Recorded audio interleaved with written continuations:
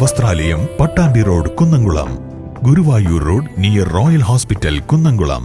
ഷൊർണൂർ പട്ടാമ്പി പാതയിൽ Vadanamkurussi railway gate അടച്ചാൽ ഗതാഗതക്കുരുക്ക് രൂക്ഷം. ഇരുഭാഗത്തു നിന്നുമുള്ള ബസ്സുകൾ ഉൾപ്പെടെ എതിർദിശയിൽ നിന്ന് വരുന്ന വാഹനങ്ങൾക്ക് പാതയുടെ ഒരു വശം നൽകാതെ നിർത്തുന്നതാണ് ഗതാഗതക്കുരുക്കിന് കാരണമാകുന്നത്. റോഡ് നിർമ്മാണ പ്രവൃത്തികളും ഗതാഗതക്കുരുക്കിന് കാരണമാകുന്നുണ്ട്.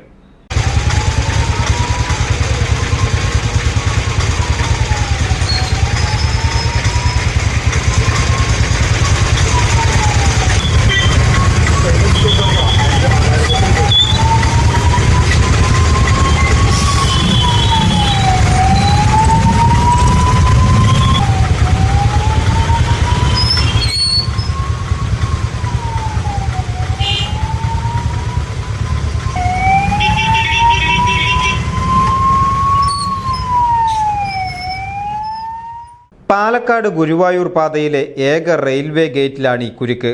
പ്രതിദിനം നൂറുകണക്കിന് ബസ്സുകൾ ഷൊർണൂരിലേക്കും ഗുരുവായൂരിലേക്കും പട്ടാമ്പിയിലേക്കും പെരിന്തൽമണ്ണയിലേക്കുമായി ഇതുവഴി കടന്നു പോകുന്നുണ്ട്. നിലമ്പൂർ റെയിൽവേ പാതയ്ക്ക് കുറുകെയുള്ള റെയിൽവേ ഗേറ്റ് അടയ്ക്കുമ്പോഴാണ് പാതയിൽ ഗതാഗതക്കുരുക്ക് രൂപപ്പെടുന്നത്. കഴിഞ്ഞ ദിവസം ഇവിടെ അഗ്നിരക്ഷാ വിഭാഗത്തിന്റെ വാഹനവും കുടുങ്ങിയിരുന്നു. 10 മിനിറ്റ് മുതൽ 20 മിനിറ്റ് വരെ ഗേറ്റ് അടച്ചിടും. ദിവസം പകൽ മാത്രം 10 തവണയെങ്കിലും ഗേറ്റ് അടച്ചിട്ടതിനാൽ കുടുങ്ങി നിൽക്കേണ്ടി വരുന്നുണ്ടെന്നാണ് ബസ് ജീവനക്കാരുടെ പരാതി.